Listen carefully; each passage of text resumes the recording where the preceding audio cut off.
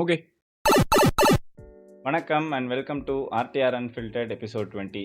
Thumbnail and title பார்த்துருப்பீங்க. இன்னைக்கு வீடியோட கண்டென்ட்டே நீங்கள் கேட்டிருந்த queries தான். என்னோட GPU வீடியோஸில் நிறைய பேர் கமெண்ட்ஸ் அண்ட் டிஎம்ஸில் எங்கிட்ட நிறைய கொஷின்ஸ் கேட்டிருந்தீங்க. Especially around buying experience and NVIDIA vs AMDன்ற மாதிரிலாம் நிறைய பேர் கேட்டிருந்தாங்க. ஸோ இந்த வீடியோவில் அந்த கமெண்ட்ஸ் அண்ட் என்னோட ப்ரீவியஸ் வீடியோஸ்க்கும் நிறைய கமெண்ட்ஸ் அண்ட் டிஎம்ஸில் எஸ்பெஷலி நிறைய கொஷின்ஸ் வந்திருந்தது. இதெல்லாம் பற்றி தான் பார்க்க போகிறோம். ஆப்வியஸாக நடுவில் என்னோட ஷார்ட் ஸ்டோரிஸ் அண்ட் லைஃப் எக்ஸ்பீரியன்ஸஸும் இருக்கும். So let's go to the show.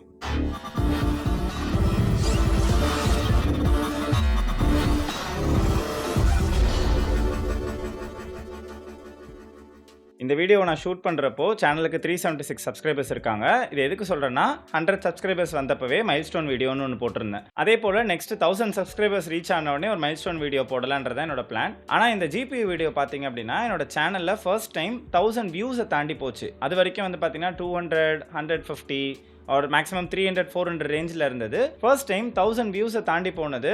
I was really happy and thrilled and in a way confused. Confusion எதுக்கு அப்படின்னு பார்த்தீங்க அப்படின்னா அந்த வீடியோக்கு நான் பெருசாக எஃபர்ட்ன்ற மாதிரி எதுவும் போடல. ஜஸ்ட் என்னோட buying experience and previous experience with AMD அதை பற்றி தான் பேசியிருப்பேன். அந்த வீடியோ ஏதோ ஒரு வகையில் நிறைய வியூவர்ஸை போய் ரீச் ஆயிருந்தது. So I am genuinely happy about it. அந்த GPU வீடியோ நீங்கள் இன்னும் பார்க்கல அப்படின்னா பார்த்துட்டு வாங்க. ரொம்ப டெக்னிக்கலாலாம் இருக்காது. ஜஸ்ட் என்னோட எக்ஸ்பீரியன்ஸ் அண்ட் அதை சுற்றி தான் இருக்கும். அந்த வீடியோட கமெண்ட்ஸ்லையும் சரி என்னோட டிஎம்லையும் சரி நிறைய பேர் கேட்டிருந்த காமன் கொஸ்டின் என்ன அப்படின்னா அந்த டிஸ்ட்ரிபியூட்டர்ஸ் ஒரு டைரக்ட் ரீட்டைலர்ஸ் கிட்ட இருந்து பொருள் வாங்குறது தான். நான் கேஷுவலாக சொன்ன ஒரு விஷயம் நிறைய பேருக்கு ஒரு பிராண்ட் நியூ இன்ஃபர்மேஷனாக போய் சேர்ந்துருக்கு. இந்த சேனலில் இருக்க பைலட் வீடியோ நீங்கள் பார்த்துருந்தீங்கன்னா நான் இந்த சேனல் எதுக்கு ஸ்டார்ட் பண்ணன்றது உங்களுக்கு தெரிஞ்சிருக்கும். ஷார்ட்டாக சொல்லணும் அப்படின்னா நம்மள நிறைய பேர் ஏதோ ஒரு ஃபீல்டு ஒரு சில டாபிக்ஸில் பயங்கர எக்ஸ்பர்டைஸாக இருப்போம். காலப்போக்கில் அது ஒரு எக்ஸ்பர்டைஸ்ன்னு தெரியாத அளவுக்கு நம்ம அதை நார்மலைஸ் பண்ணி வச்சிருந்திருப்போம். பட் அந்த டிப்ஸை நம்ம சொல்லியிருந்தோம் அப்படின்னா கண்டிப்பாக அது வேற யாருக்கோ பெரிய ஹெல்ப் பண்ணியிருக்கும் அப்படின்றது தான் வந்து என்னோட ஒரு தாட் ப்ராசஸ்ன்னு கூட வச்சுக்கோங்க. இதுக்கு ஒரு குட்டி எக்ஸாம்பிள் சொல்லணும் அப்படின்னா என்னோட ஃப்ரெண்டு கார் வாங்கினப்போ அதோட ஃபினான்சிங்கை அந்த டீலர்ஷிப்பில் இருக்க ஏஜென்ட்டே ஃபுல்லாக டேக் கேர் பண்ணிக்கிட்டாங்க.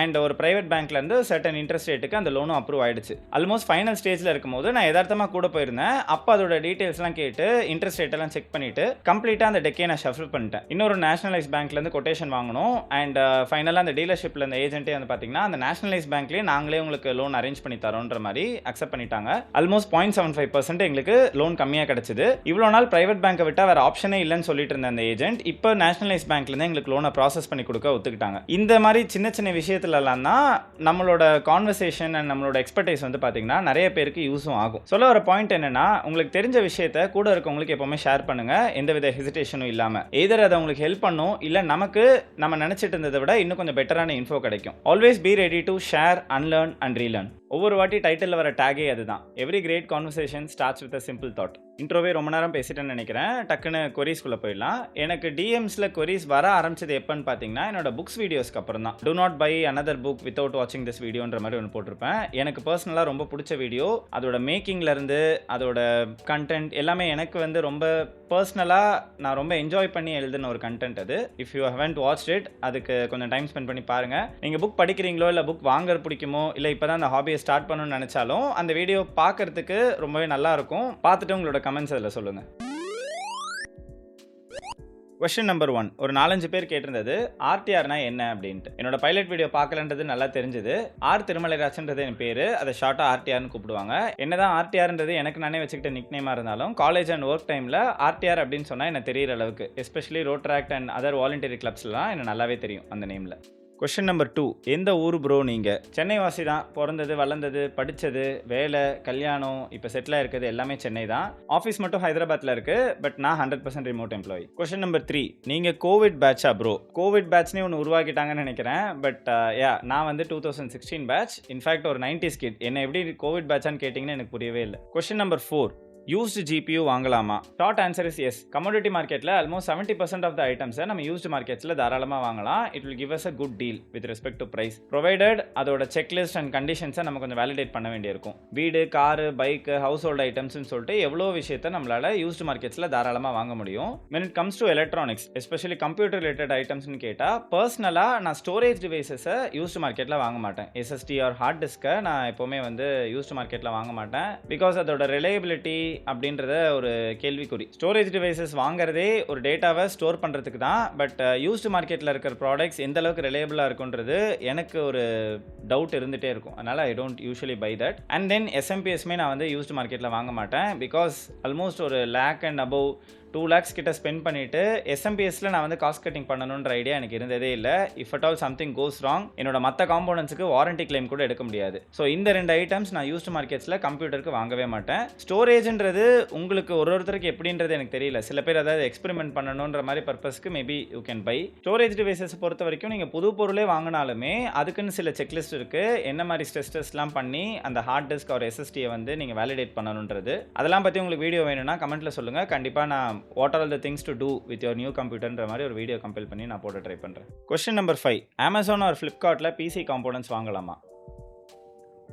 Please stay away. Both price and quality wise it's not worth it. Unless and otherwise அந்த மேனுஃபேக்சரர் அமேசானை ஒரு லிஸ்டட் ரீட்டைலராக போட்டு அவங்க டேரெக்டாக செல் பண்ணுறாங்க அப்படின்னா உங்களுக்கு வேறு ஆப்ஷனே கிடையாது அப்படின்னா யூ கேன் ட்ரை. பட் முடிஞ்ச அளவுக்கு வேறு direct retailers and distributors or உங்களுக்கு தெரிஞ்ச லோக்கல் ரீட்டைலர்ஸ் கிட்டேருந்து வாங்குறதே பெட்டர் ஆப்ஷனாக இருக்கும். இன்ஃபேக்ட் ரீசெண்டாக அமேசானோட ஒரு பஞ்சாயத்து ஒன்று போயிட்டு இருக்கு. கன்க்ளூஷன் வந்துட்டோம். அதை பற்றி ஃபுல்லாக சொல்கிறேன். நிறைய பேருக்கு அது ஒரு ஐ ஓப்பனிங் கண்டென்ட்டாக இருக்கும்னு நான் நம்புகிறேன். Question number 6. RX 9070 XT versus NVIDIA 5070 Ti 5080 அப்படின்னு சொல்லிட்டு. இது பேசிக்காக நான் இந்த 5070 Ti வாங்கியிருந்தனால நிறைய பேர் இந்த கொஸ்டின் கேட்டிருந்தீங்க, both in comments and DM. இது பார்த்தோம்னா ஒரு ஆப்பிள்ஸ் டு ஆரஞ்ச் கம்பேரிசன் மாதிரி தான் இருக்கும். ஸோ உங்களோட பர்பஸ்க்கு உங்களோட ரெக்குயர்மெண்ட்டுக்கு என்ன ப்ராடக்ட் சூட் ஆகும்னு பாருங்க, ரேதர் தென் பிராண்ட் சென்டிமெண்ட். அனுபவத்தில் சொல்கிறேன். ரொம்ப ஹை லெவலில் ஒரு சஜஷன் சொல்லணும் அப்படின்னா உங்களோட ரெக்குயர்மெண்ட் பியூர் கேமிங் மட்டும்தான் அப்படின்னா RX சீரிஸ் அதாவது AMD கார்ட்ஸுக்கு நீங்கள் தாராளமாக போகலாம். ஈவன் இன்டலோட ஆர்க் சீரிஸ் கூட வந்து பார்த்தீங்கன்னா கேமிங்க்கு எந்த வித குறையுமே இல்லை. இன்ஃபேக்ட் ரொம்ப ரொம்ப சீப். அதுவுமே நீங்கள் கன்சிடர் பண்ணலாம். பட் ஏஐ ஆர் ப்ரொடக்டிவிட்டி இந்த ரே ட்ரேசிங் அந்த மாதிரி ரெக்குயர்மெண்ட்ஸ் உங்களுக்கு இருக்குது அப்படின்னா there is no other option. இது ஒரு ஃபோர்ஸ்டு டெசிஷன் தான். NVIDIA is your best bet till now. Question number 7. How to buy directly from distributors? இந்த ஒரு கொஸ்டின் தான் மெஜாரிட்டி கேட்டிருந்தீங்க.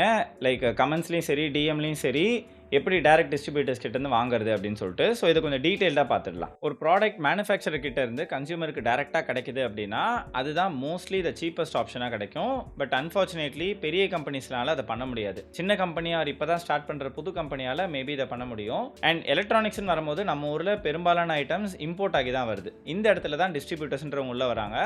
எதர் they directly import and distribute or ஒரு இம்போர்ட்டர்கிட்டேருந்து கலெக்ட் பண்ணி அவங்க ஒரு ஷார்ட் மார்ஜின் வச்சு அவங்க அகைன் அதை டிஸ்ட்ரிபியூட் பண்ணுவாங்க. அண்ட் இந்த இடத்துல நான் டிஸ்ட்ரிபியூட்னு சொல்கிறது டைரக்ட் கன்சியூமர்ஸ் கிடையாது, அகைன் ரீட்டைலர்ஸ் கிட்ட தான் போகும். அந்த சப்ளை செயின் அப்படி தான் ஒர்க் ஆகும்.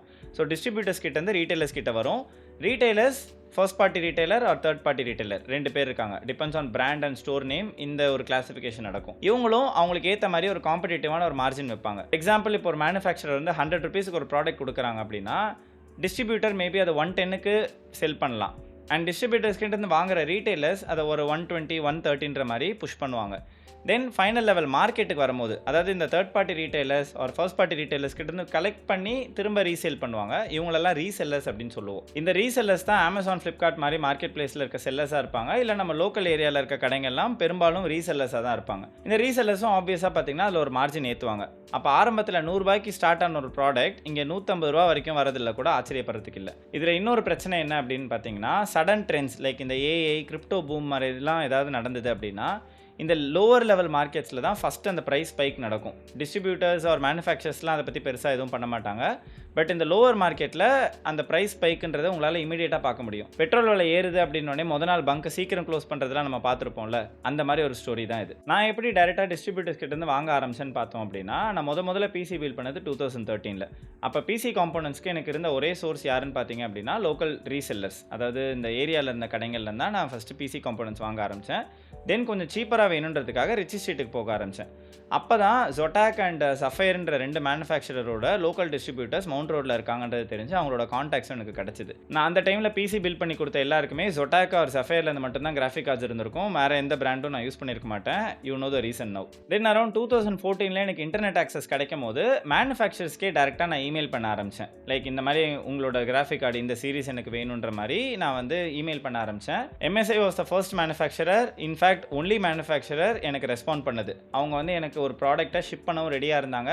ஷிப்பிங் எல்லாமே நான் பார்த்துக்கிட்டேன். இன்ஃபேக்ட் கஸ்டம்ஸ் கூட நான் பார்த்துக்கிட்டேன்.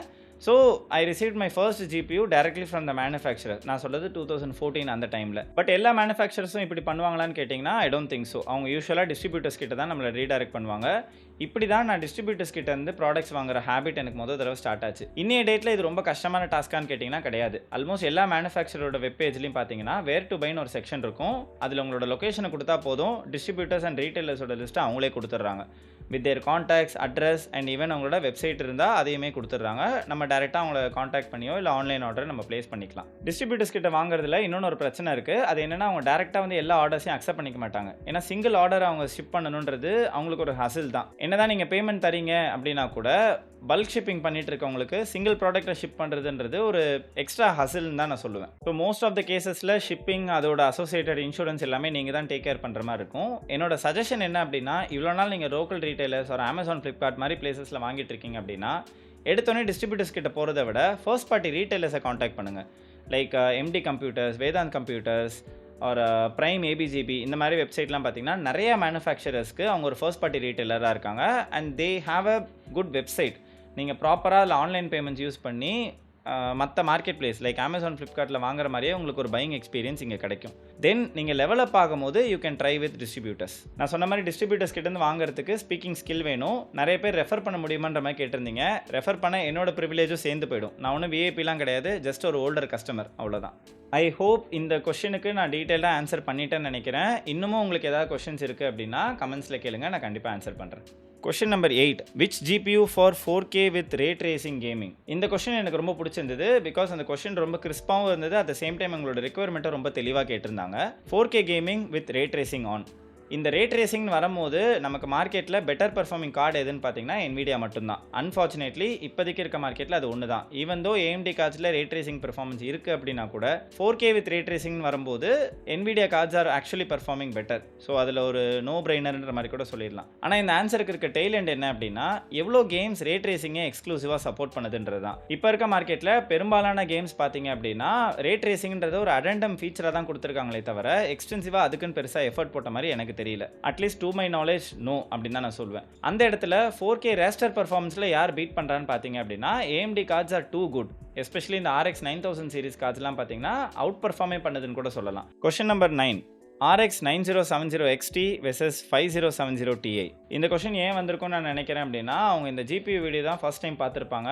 என்ன ஒரு டெக் கண்டென்ட் போடுற பர்சன் கூட நினச்சிருக்கலாம். பட் இந்த சேனலில் மற்ற வீடியோஸ்லாம் பார்த்தீங்கன்னா தெரிஞ்சிருக்கும். நான் நிறைய ஸ்ட்ரீம்ஸில் வீடியோ போட்டுட்ருப்பேன். இன்ஃபேக்ட் என்னோட பைலட் வீடியோலையும் நான் அதை கிளியராக சொல்லவும் செஞ்சுருப்பேன். ஈவன் தான் எனக்கு கம்ப்யூட்டர்ஸ் ரொம்ப பிடிக்கும். அதை எக்ஸ்ப்ளோர் பண்ணுறதுக்கு, நோண்டுறதுக்கு, சாஃப்ட்வேர், ஹார்ட்வேர், கேமிங் இதெல்லாம் எனக்கு ரொம்ப பிடிச்ச டாப்பிக்காக இருந்தாலும் அதை சுற்றி மட்டுமே இருந்துடக்கூடாதுன்றதில் நான் கொஞ்சம் தெளிவாக இருக்கேன். ஸோ புக்ஸ் பற்றி பேசியிருக்கேன், ஃபினான்ஸ் பற்றி பேசியிருக்கேன், ஈவன் சைக்காலஜி பற்றி கூட 2-3 டாபிக்ஸ் நான் பேசியிருப்பேன். அதெல்லாம் உங்களுக்கு டைம் இருந்தால் இன்ட்ரெஸ்ட் இருக்குன்னா பாருங்கள். டு ஆன்சர் திஸ் கொஸ்டின், இது ஒரு ஆப்பிள் டு ஆரஞ்ச் கம்பேரிசனாக தான் இருக்கும். உங்களோட ரிக்குவயர்மெண்ட் என்னன்னு தெரியாமல் ஜஸ்ட் GPU மட்டும் என்னால் கம்பேர் பண்ணி சொல்ல முடியாது. கேமிங்கா, ஏஏயா, ப்ரொடக்டிவிட்டியான்றது. பட் என்னோட ரிக்குவயர்மெண்ட், அதாவது AI and productivity and with gaming, இதுக்கு வந்து பார்த்தீங்கன்னா 5070 Ti தான் எனக்கு ஒரு பெட்டர் ப்ராடக்டாக ரிசல்ட் ஆச்சு.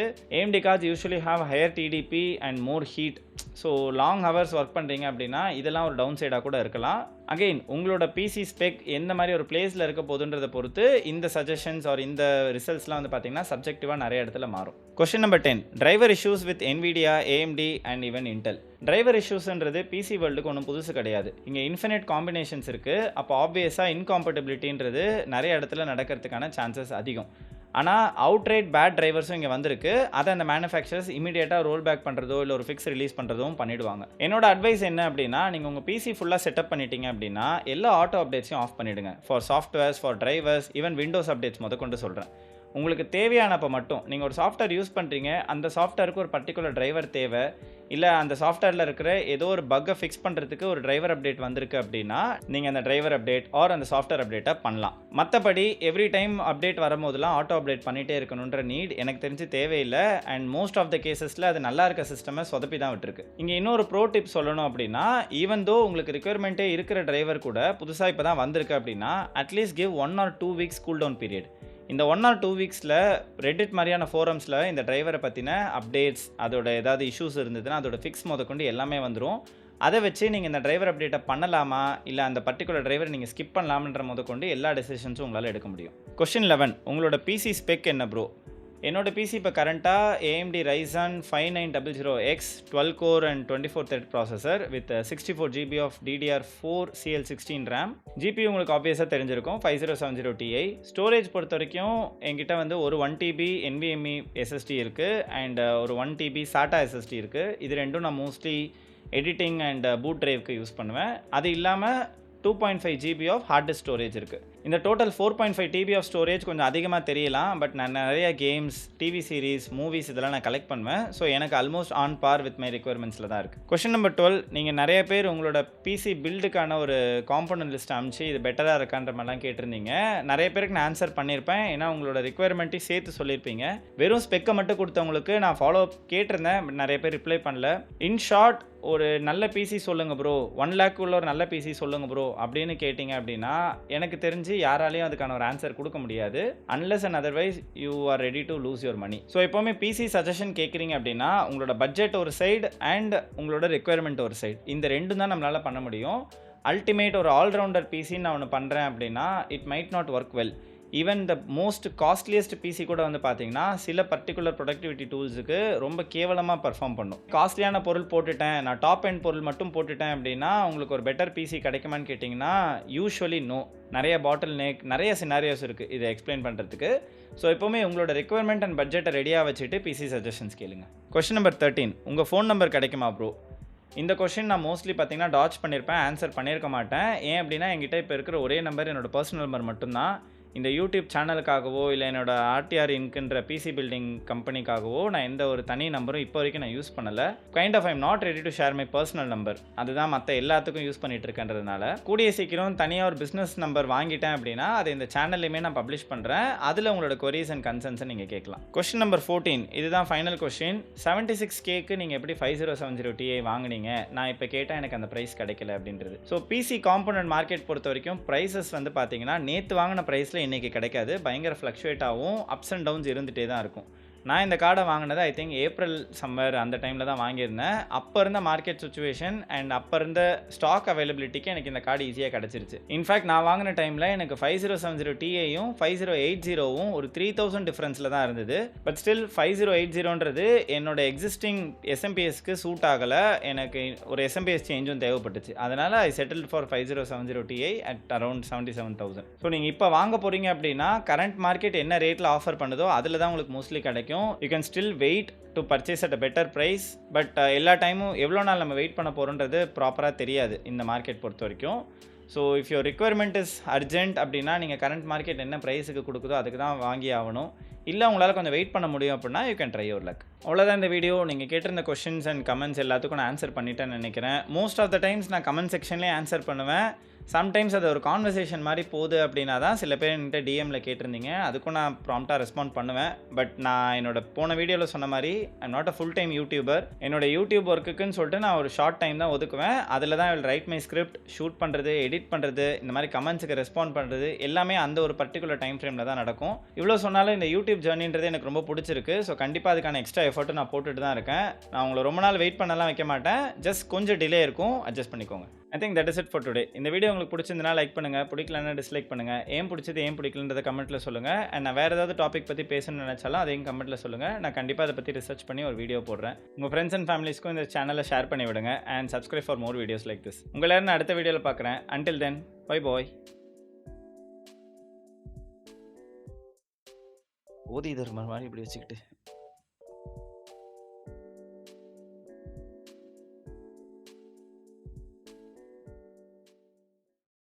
தூக்கம் நல்ல தூக்கம்.